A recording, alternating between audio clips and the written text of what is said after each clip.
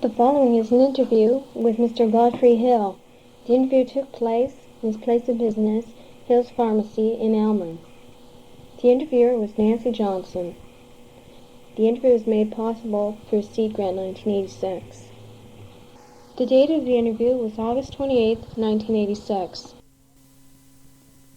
I want to ask you a bit about your family. I'm not really sure when they came to Aylmer. That would be your father or your grandfather. No, my brother and I came here in 1946, out of the Army. Is that when you opened your store? Yeah, we bought the store from Stan Durkee, who had bought it. We bought it and opened on August the 12th, 1946. Mr. Durkee, who was John Durkee's father, had bought it from Ray Lemon, and he bought it and opened it the 1st of April, 1946, and kept it open until we bought it on August the 12th, 1946. So in essence, he had it from April, May, June, July, 4 months and 12 days. Who was practicing pharmacy when you came? Well, he had two pharmacists. He had Bruce and Patter and Harold Bettinger. And Bruce and Patter was the manager. At that time, Bruce and Patter was working for Coggles, Fred Coggles down the street, see? So Stan Durkee hired him away and made him the pharmacist here. And Harold Bettinger was here with Ray Lemon. He was an older bachelor. Now, Harold Bettinger, was he a pharmacist or? He was a pharmacist. Now, he was another Bettinger who worked in the Durkee store at one time. Well, you're going back a long way. That could have been his father. What was his name? Could have been his father. Was it Taylor? Yeah, many years ago. Yeah. And what about Roy Morris? Was his store down the street at that time? Well, Roy Morris was across the street. And where would that be on the main street? Well, you know where Big V is.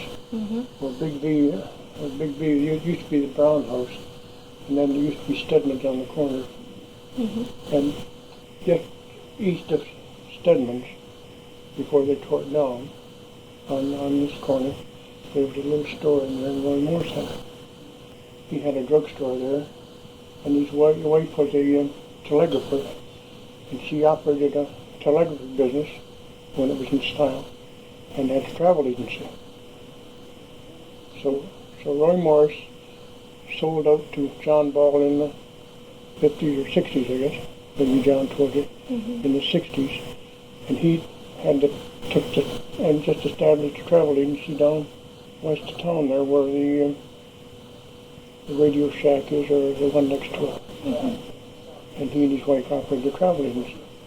Now, Roy Morris's store, I've heard, was less of a pharmacy. It was more over-the-counter drugs. Yeah, he did a lot of that. He wasn't trained too well in some of the drugs. He didn't want to get into it because he was getting older.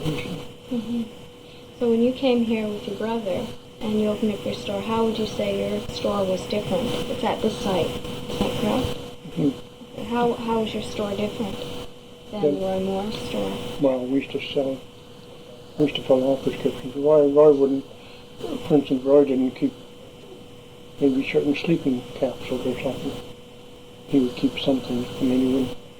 And the reason I think he wouldn't keep them was back in those days, you can operate a store and maybe not have a druggist in there all the time. He used to do it, you see. He used to be off at night to see you'd have a girl in there. And because he didn't want to be called back for prescriptions. I'm guessing that's what happened. And then they brought in a law that you couldn't even keep your front door open unless you had a full-time druggist in charge, isn't it? So I suppose that's why being older, he didn't want to be bothered. Besides, he was probably making enough money. His wife had a travel agency and worked a telegraph key, and he was selling much stuff with them. So how did you decide on Aylmer as a place of business? Well, we just went up and down 3 Highway into it. Went into every town and maybe knocked on doors or something. Where did you originally come from? Tilsonburg. Tilsonburg. Yeah. So you didn't have to go too far. No. Looking for a place. Yeah, we went down, looked at Delhi, we looked at Simcoe, we looked at Dunville, Mm-hmm. and we went to Port Dover, we went to Watford, we went down west. We knew that this store might be bought, you see, so we kept asking and eventually sold. It's kind of unusual to have two sons who are pharmacists, two brothers in business. You hear of two men who start out as clerks and then open a store, but it seems unusual you go through the same education. How did that happen? One reason maybe, in Tilsonburg there were two brothers who had a drugstore there, Armstrong. Have you ever heard of Armstrong's drugstore now? In Tilsonburg, my brother, who was with me, John, apprenticed with the Armstrong brothers, you see. And I apprenticed in the store across the street. They called it McDonald's, but anyway. And so these two brothers were in business together. And so we thought, well, basically back in those days you had to apprentice for 3 years after you had your grade 13. Mm-hmm. And then you went down to college for 2 years, you see. And the college was in what city? Toronto. Toronto? Yeah. Well, you see now, you go to college first, you see, or university first. And then between years and after you're through, you have to serve your 12 months or whatever it is before you get your degree. Not your degree, your diploma, or your license. Mm-hmm. What would the apprenticing be like? Was it actually a job in the store? Oh yeah, you were just a clerk. A clerk. Oh, yeah, So what kind of hours or wage would you have had? Well, when I started in 1938 in McDonald's, I made $8 a week, and I worked I worked every other night and every other Sunday, and one week you'd work 7 days, and the next week you'd work 6. You see, you'd be off in the morning, then you work. You might come in at 12 and work till 9 or 10 at night, you see, but you'd have an hour for supper. Would you say that it was a very good practical experience, or were you used as cheap help? Well, I think it was a good practical experience for the time, you know, and nobody else was making. The bankers, the kids in the bank weren't making any more. Maybe my age weren't making more than $10 a week. And I think my brother I made $8 a week and he made 10, so he made $2. I got raised $2 every year, you see. First year I made $8 a week, and second year I made 10, third year I made 12. So he made 10, 12, and 14, you see. Mm-hmm. But I lived at home. But if you lived in a city someplace, wouldn't be very good, you know. Mm-hmm. You could hardly make it. How was it working as your brother's competition in a store across the street? It didn't bother us any to go to. So big enough. Same size as Elm, we never discussed it. Mm-hmm. We never discussed business. Mm-hmm. I wanted to ask you a little bit about the doctors you might have known, the doctors you worked with when you came here. Well, the only doctors we ever, Dr. Cahoon was here when we came. You probably heard that. And we don't know very much about him. Well, he was here. He was here when we came. He came out of the Air Force, and he had the practice that Dr. Beveridge and Dr. Poots had. Mm-hmm. And he was, when we came here, he was up over the Bank of Montreal before it burned down. He had an office up there. And then he went from there down to a little house across, a red brick house across from the United Church, down the street. And he built an office there. It was the first red brick house past the corner. There's an old frame house on the corner across the edge. And there's red brick house, and he had that one, and he remodeled a little, put a little front on, a little front office, and that was his office. Then when he left, I think Dr. Beveridge and Dr. Poots bought the house up the street from John Palmer, and then they turned into one office up there. No, and then when Dr. Cahoon left, Dr. Kirk came, I believe, and he was in St. Thomas now. He came, and he was upstairs, took the old office over, but he came and started fresh, and he came until sometime in the 50s, early 50s. And then he was succeeded by a man's name escapes me. He was here for a little while. Would you say the relationship with the doctors, the pharmacist relationship, has changed over the years? Now I've been told that the pharmacists that are coming out now are specialists in drugs, and so they don't feel worried about phoning the doctor up and correcting him on something. Would you say that there have been other changes, or you can speak from experience in Aylmer? You see, when we came here, we didn't feel really, there weren't too many prescriptions filled by the druggist. Somebody may come in off the street, for instance, and have a pet formula, and maybe we'd fill it for them, you see, like a cough syrup and Brady. We could fill that for them. You see, they'd have to come back and take us an hour or so to fill it, or anything the doctors couldn't get. They would ask us to get them. Were the doctors filling their own prescriptions? Oh yeah, they were filling their own prescriptions. Oh yeah, they handed out all their tablets, many of their tablets, and all their cough syrups. Was that a means of income for the doctors in particular? It's just the way they did. I don't know. Some schools of medicine advocated that apparently, and some didn't. Apparently Western, they tell me, advocated that. Maybe Toronto didn't, so some doctors did more than others. In the cities, it seemed to be less prevalent than it did in the smaller towns.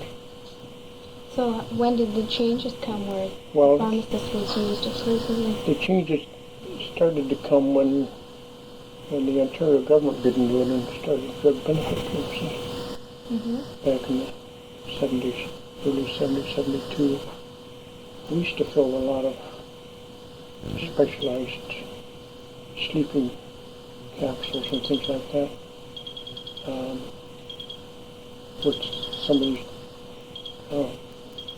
pharmacy wholesalers wouldn't, or drug companies wouldn't sell to doctors. For instance, Eli Lilly wouldn't sell to the doctors, they just sell to drugstores. That was their policy, you see. And of course the drugstores were the only one that would have those certain type of sleeping capsules or certain type of medication that they made, you see, a compound. So if the doctor wanted that certain sleeping capsule or certain tablet or something, the only way they get it would be write a prescription for it, you see. How has it changed for you preparing the drugs? Oh, They're not dispensed in the same way as they were. we used to do more compounding when we started, but we didn't do much of that because we didn't have so many prescriptions. Was that because it was a small town, or is that just the case everywhere? Everywhere. It's the same all over.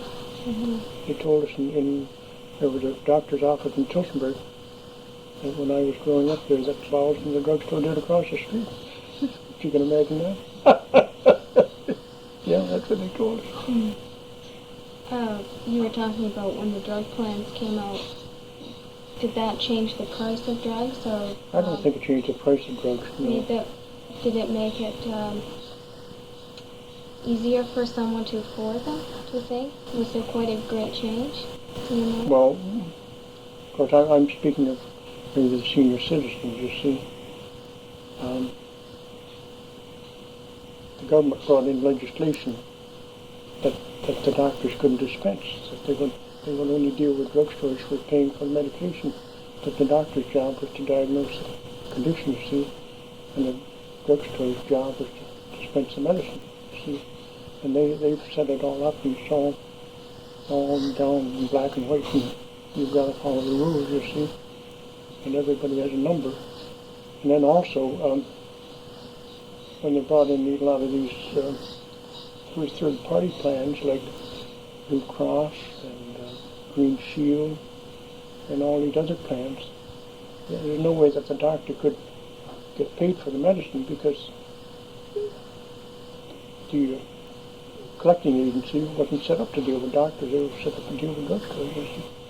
Because everybody that has a third party has a number, and you have a special form to fill out, and you have to fill it out and put their number on and submit it to the Blue Cross or Green Shield. And of course, this has all come in the last 15 years. Do you see the young pharmacists as seeming to... Oh yeah, I would think they were more, they're educated. Oh yeah, they're very smart. Yeah. Now, speaking about your son's education? Oh yeah, they've got a, excellent. Because you see, they're dealing with all these new things. When I started in the drugstore in '38 as apprenticing, about the only thing that was available was, that's the only type of antibiotic or antibacterial that was available.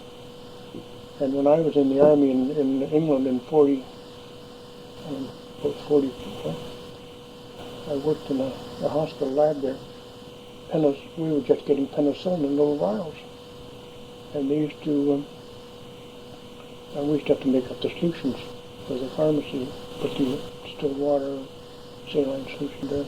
Everybody was getting injected, who was wounded or something. And penicillin tablets in those days. That was in 44, of course, they just developed it in the early 40s, you see. And that was the only two antibiotics. And then right after 49, tetracycline came in. And Park Davis made an antibiotic. And then gradually all these other ones gradually come in, you see. But we didn't have any of these new ones. And there were no tranquilizers back in those days as you see them now. All these tranquilizers, Ativan, and all these other hundreds of them that we've got, diazepam, and all these other things. The only thing we had back in those days was luminol, which is phenobarbital. Phenobarbital's been around for years. And, there's phenobarb, and there's aspirin.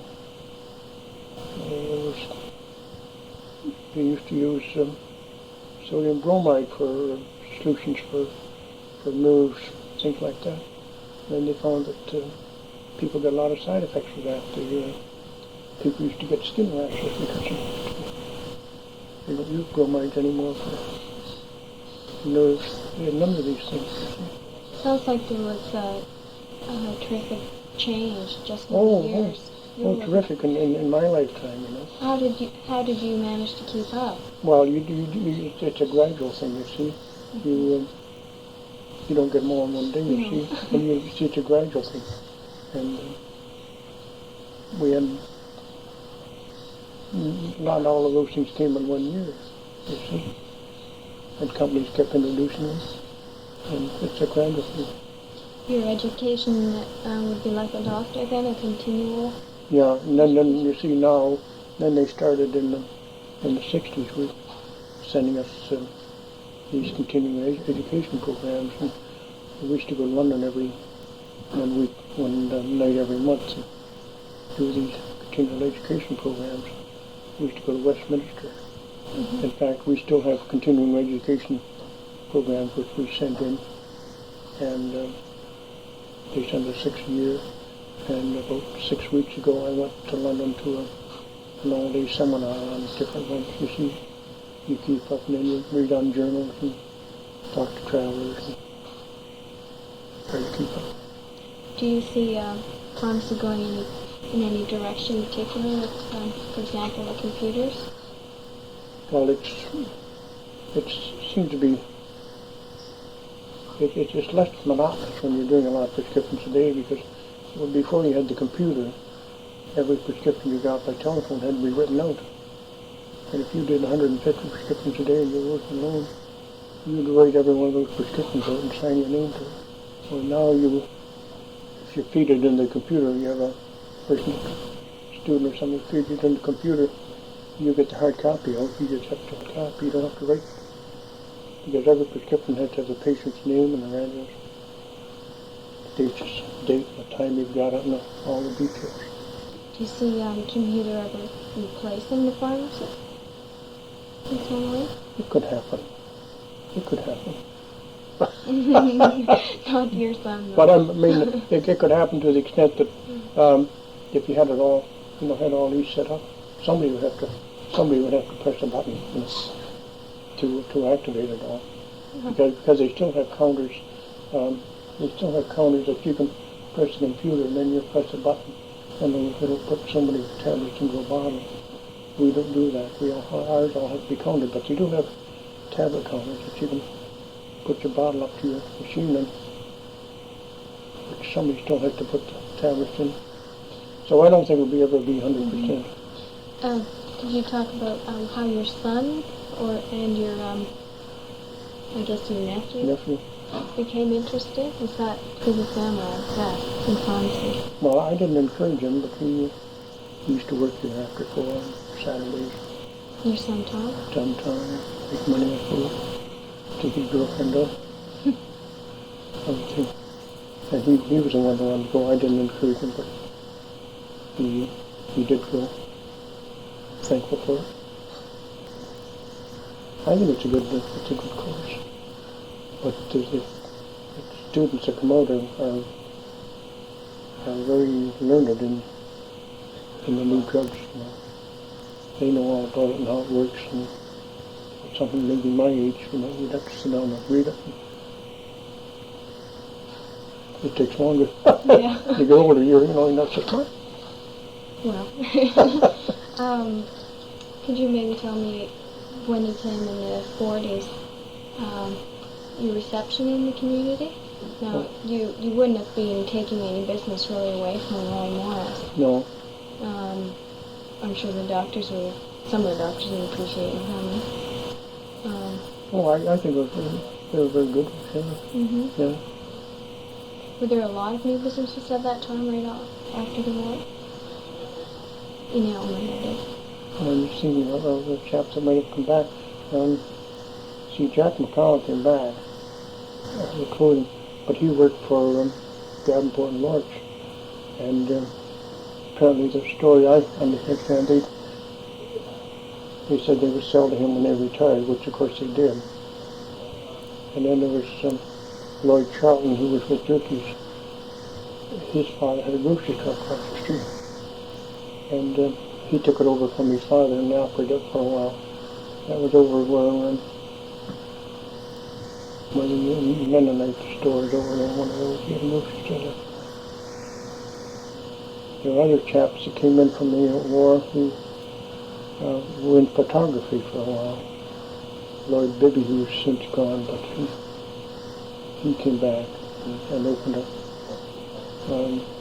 photo finishing and portraits and things. I can't think of it. Probably would be Barbers came back, Red Castles came back and opened up a barber shop down the street here. Since died. Was there a businessmen's association at that time in the 40s? You might have been caught up in? I think there was, but I don't remember too much about it. I don't think it was very active. These things come and go, they're high for a while and then they die, and then I don't think at that time there was anything very active. What would you have kept yourself busy in other than your store? Well, I worked every other night, and I think when I came here I wasn't married. I think in the summertime I used to play softball. Like down the park. On a team? And we had a league here. I played for the Merchants, and there was Imperial Tobacco, and then the Legion had a team, and Imperial Tobacco. Steve Lauder had a team, I think. Steve Lauder had a team. Who's that? Steam laundry? Oh, well, yeah, that was steam laundry. Yeah, they had a baseball team. That was a baseball team, and they played against Tilsonburg, and this was just a little local softball league, like the fastball and everything. Yeah, the steam laundry had a team. They played with Tilsonburg and Delhi and Wintersville and Simcoe. They played in the late 30s. They had good teams in the 30s. Do you remember who would have been on your local merchants team? Merchants team? Lloyd Charlton was on, and Jack McCown, and Fred Ralph, and Jim Crouse. He's in Tilsonburg now. Eddie Fick, he's in Windsor. Ray Smith, he's died. Don Holmes, he lives up on Central Street. Ken Brady was the manager. He had a clothing store down the street here, 2 doors. He died too. And that's all I remember. Sounds like that was a merchants association of the sort. Well, yeah, I think Ken Brady sort of organized it. He was sort of manager. He got the sweaters for us, and we all on our own. And, somebody drew up a schedule, and you played softball 1 to 2 nights a week down here. This would be like fastball, only not as good as a fastball is. But they had 6 or 8 teams. We took tournaments on Wednesdays and Saturdays. Thank you.